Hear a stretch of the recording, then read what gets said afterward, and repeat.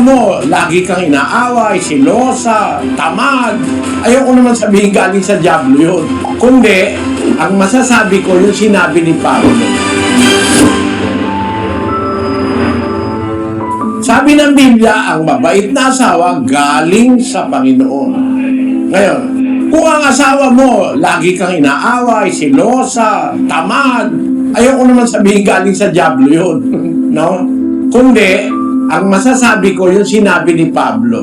Basahin natin ang unang Korinto, Kapitulo 7. Salita po ng Diyos ito. Ang sabi ng Biblia, natatali ka ba sa iyong asawa? Huwag mong pagsikapang ikay makakalag. Ikaw bagay kalag sa asawa o wala kang asawa?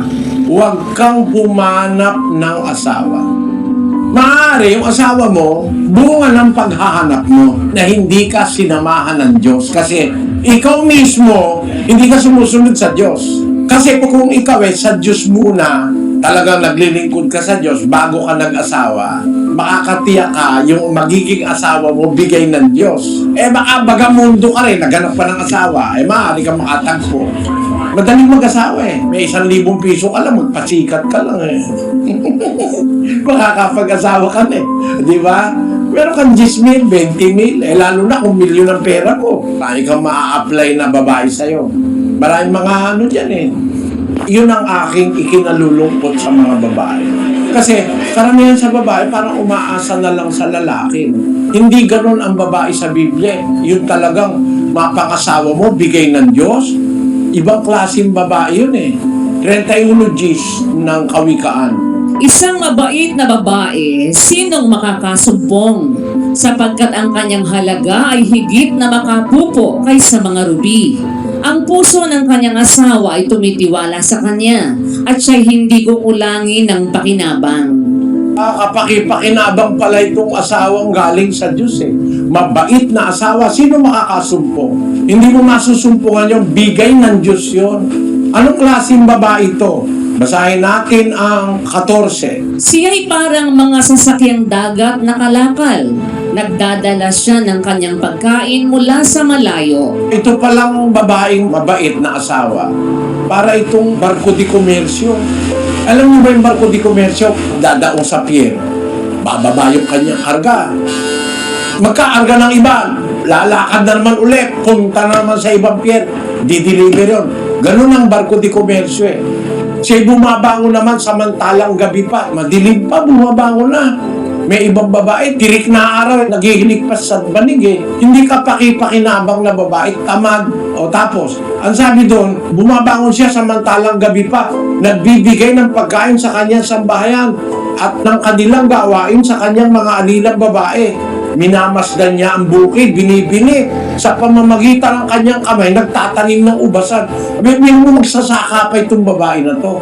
Pag ito natagpuan mo, kahit napilay ka, wala kang alalahanin. Negosyante na, magsasaka pa Kung babasahin nga natin lahat yan, ang haba Mga gawain ng mabait na babae. Ang tinuturo ko sa mga kapatid na binata, bago kayo maghanap ng asawa o maghintay ng mapapangasawa, matuto muna kayo sumunod sa Diyos. With God, we will find the best for us.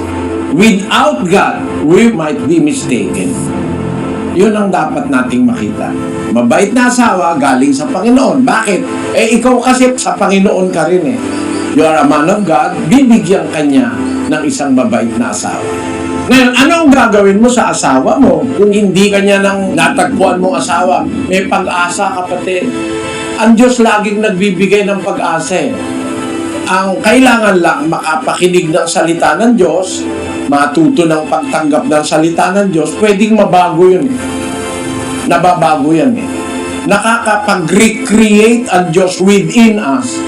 Yung sinasabi doon sa 3:5 ng Tito, na hindi dahil sa mga gawa sa katwiran na ginawa nating sarili, kundi ayon sa kanyang kaawaan ay kanyang iniligtas tayo sa pamamagitan ng paghuhugas sa muling kapanganakan at ng pagbabago sa Espiritu Santo.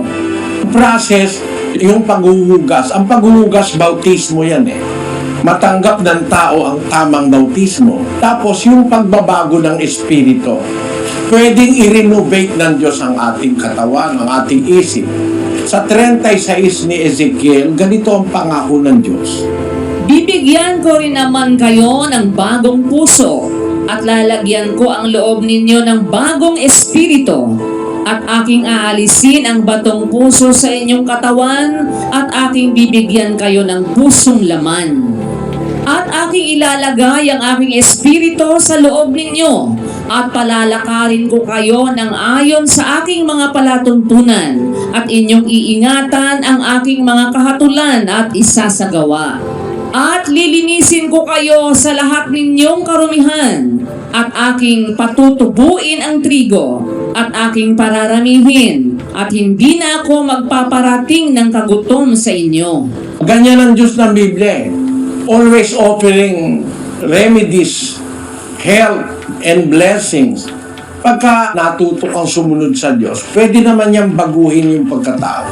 Sabi ng Diyos, aalisin ko yung kanilang pusong bato, lalagyan ko ng pusong laman. Yan hindi alam ng tao. Natuklasan lang yan itong nakaraang mga dekada Di ba natuto ang tao ng heart transplant? Yung isang puso wala ng pag-asa, ayaw nang tumibo.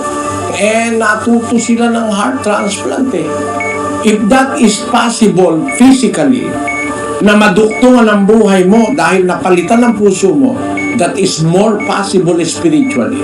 Tignan natin itong record na ito, Sis Lou. Pakibasa mo. Ito po, nasa Guinness World Record, longest surviving heart transplant patient, si John McCafferty sa UK, 28 July 1942, who has lived 31 years and 5 days since his transplant on 20 October 1982. Naka 31 years pa siya after napalitan yung puso niyang depektibo. Yung isa naman, yung Amerikano, Sis Lou. Si Ted Nowakowski, USA, 23 November 1948, who has lived for 34 years. If that is possible physically, ang diwa na sa Biblia pwedeng palitan ng puso Spiritually possible yan Kaya nga nakita nila ang possibility physically kasi merong spiritual significance Ang salita po kasi ng Diyos, mga kapatid, nagtuturo sa atin ng dalawang reality, physical and spiritual. 3:12 ng Juan. Kung sinabi ko sa inyo ang mga bagay na nauukol sa lupa at hindi ninyo pinaniniwalaan, paanong paniniwalaan ninyo kung sabihin ko sa inyo ang mga bagay na nauukol sa langit?